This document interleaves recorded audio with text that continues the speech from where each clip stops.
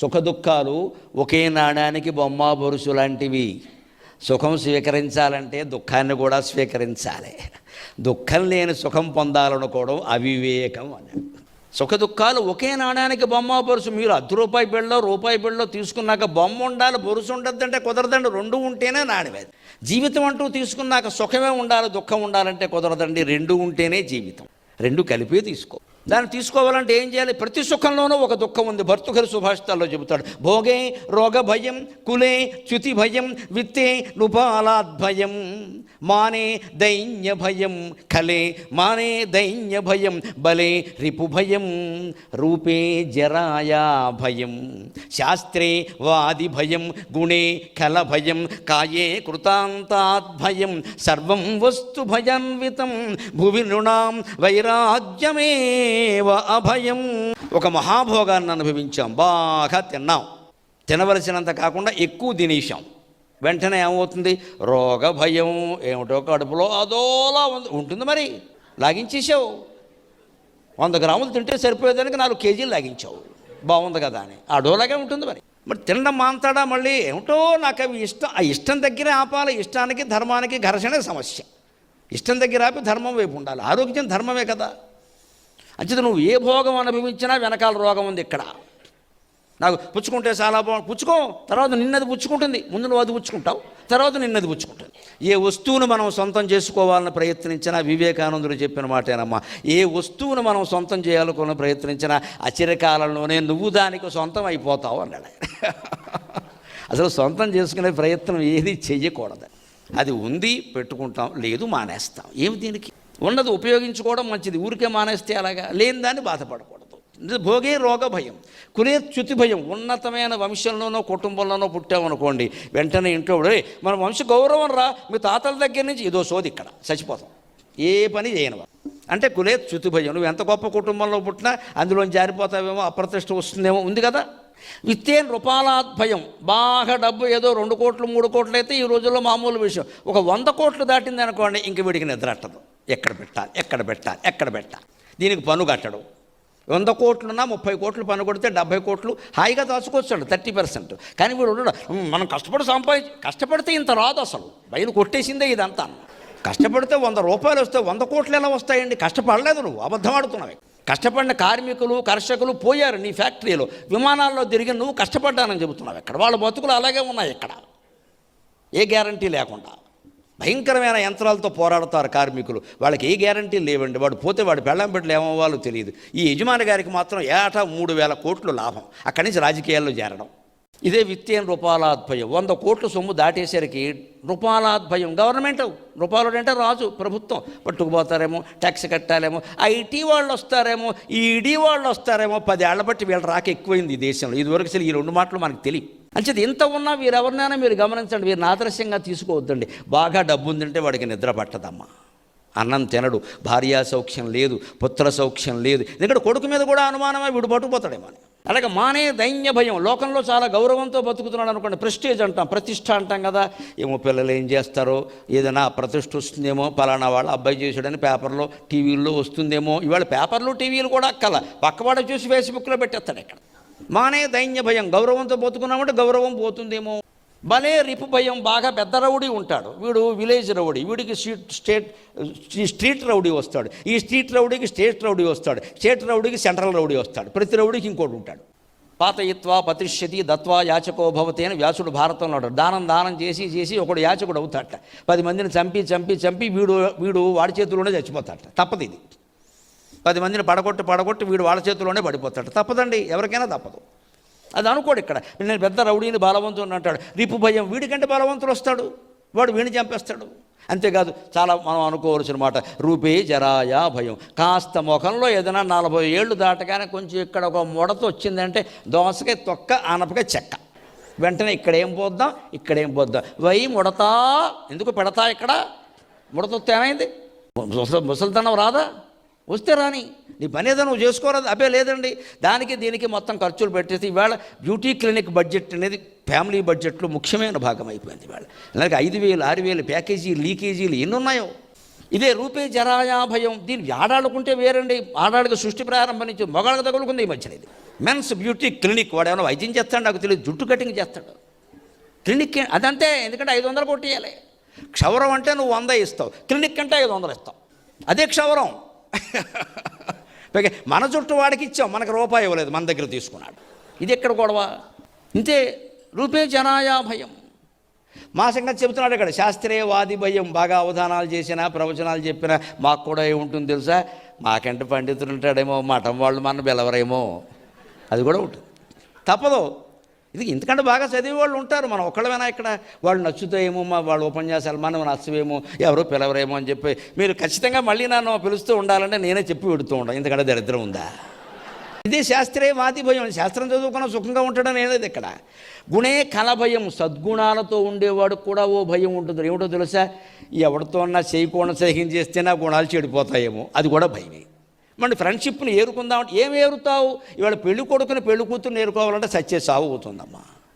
ఏదో కులమో కుటుంబమో సంప్రదాయమో అడుగుతారు. ఈ అమ్మాయి క్యారెక్టర్, ఆ అబ్బాయి క్యారెక్టర్ ఎవరు చూస్తారండి, ఎవరు చెప్తారండి? సాటి ఫ్రెండ్ సాఫ్ట్వేర్లో పనిచేసేవాడినట్టుగా అబ్బో మావాడు సూపర్ అంటాడు. ఆ సూపర్కి అర్థం ఏమిటో తెలియదు ఇక్కడ. అని పిల్లనిచ్చామనుకో, తర్వాత అమ్మాయి 10 రోజులే అమ్మో రాక్షసుడు ఉంటుంది. ఇక్కడ ఏం ఎంక్వైరీ చేశాము? పెళ్ళి అయిపోయింది. అమ్మాయి గురించేనా అంతే, ఎంక్వైరీలు ఎవరు చేయలేరండి ఇక్కడ.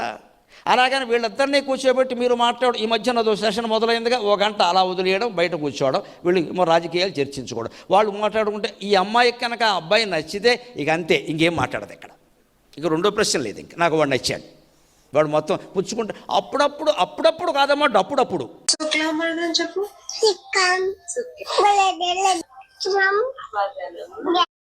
అప్పుడప్పుడు మొత్తం తాగుతున్నాడు ఎక్కడ అని చెప్పినా సరే నాకు నచ్చాడు. నచ్చడం ఒకటే చూస్తారమ్మా. ఆడపిల్లలకి నా పిల్లలుగా భావించి చెబుతున్నా, ఆ మాట్లాడే అవకాశం చాలా గొప్పది. ఎందుకో తెలుసా? బుద్ధిశ్చాపి చతుర్గుణ. పురుషుల కంటే స్త్రీలకి తెలివితేటలు 4 రెట్లు ఎక్కువ ఉంటాయని శాస్త్రం చెప్పింది. వాడి కళ్ళల్లోకి చూస్తేనే గుణాలు గ్రహించాలమ్మా. గ్రాస్పింగ్ పవర్ అంటారు దాన్ని. మనం మాట్లాడకూడదు, వాడి నుంచి లాగాలి, సమాచారం లాగాలి. మనం ఓ బోళా కింద మాట్లాడేయకూడదు ఇక్కడ. పెళ్లి చూపుల్లో నెగ్గాలంటే మొగాళ్ళైనా ఆడాలని మాటలు తగ్గించి లాగడం ఎక్కువ చేయాలి. ఇన్ఫర్మేషన్ డేటా లాగాలి మొత్తం. ఫోన్ ఆన్ చేస్తే మొత్తం లాగేయాలి. మనమే బోళాగా మాట్లాడేసామనుకో, నేను సరిగ్గా ఇలాంటి వాడే కావాలని అనుకున్నా, వాడే అమ్మేస్తాడు తీసుకెళ్ళి. అనేసావు కదా వాడి దగ్గర ఇలాంటి వాడే కావాలని, ఇంకోళ్ళు లెక్క పెట్టేస్తాడు. ఇంకా తేలకూడదు, మనసు తేలకూడదు. ఎట్టి పరిస్థితులు గంభీరంగా నిలబడాలి, కూర్చుని తెలుసుకోవాలి, గ్రహించవచ్చు. మగపిల్లల కంటే ఆడపిల్లలు ఎక్కువ గ్రహిస్తారు. అంత ఓపికేది. ముందు మనిషి స్టిల్ ఏదో ఇలా నిలబడి నచ్చగానే ఆ స్టిల్ నచ్చేది. స్టిల్ ఏమిటమ్మా గాడిది కూడా, కాపురానికి స్టిల్ పనికిరాదమ్మా.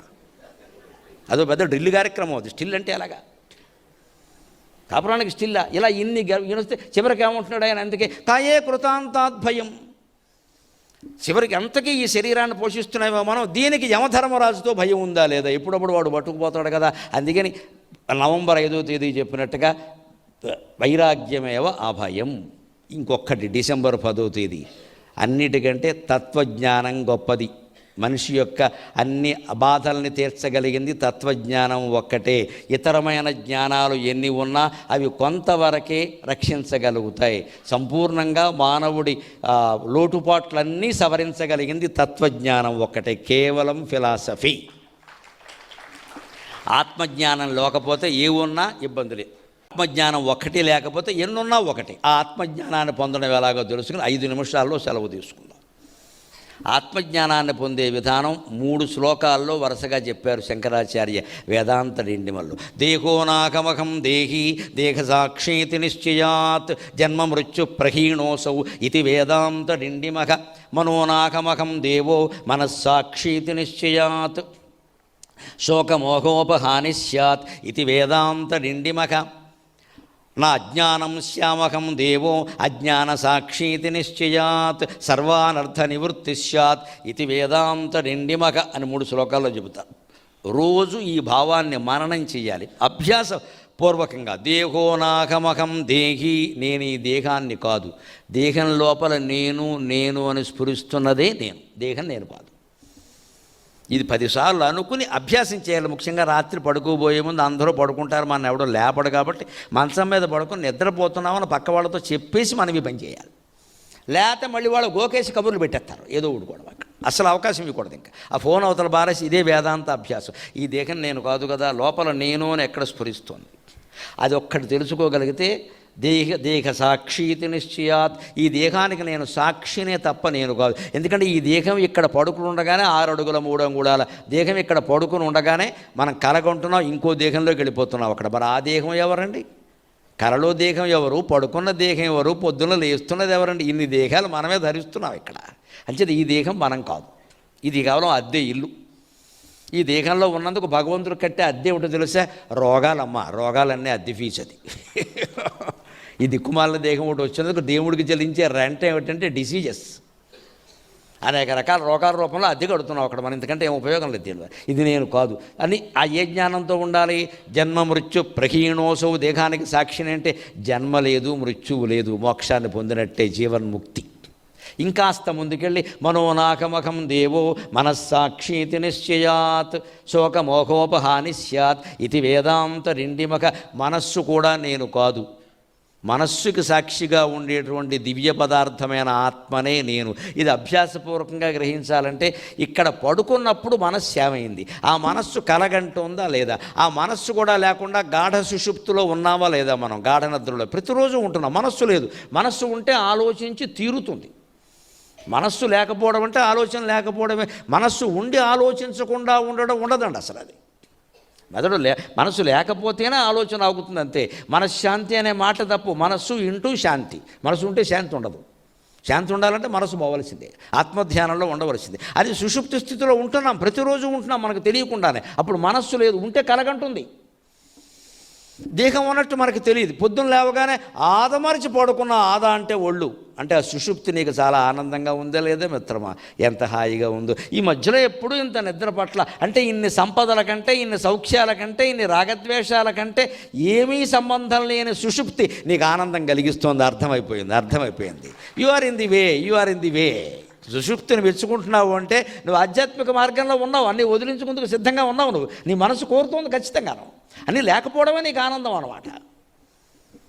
ఈ బాధలకన్నా సుఖాలు కూడా, అవి కూడా లేని స్థితి సుషుప్తి.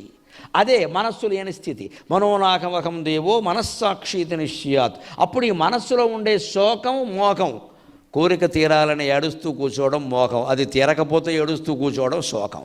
కోరికే లేకపోతే మోహం ఎక్కడది? శోకం ఎక్కడది?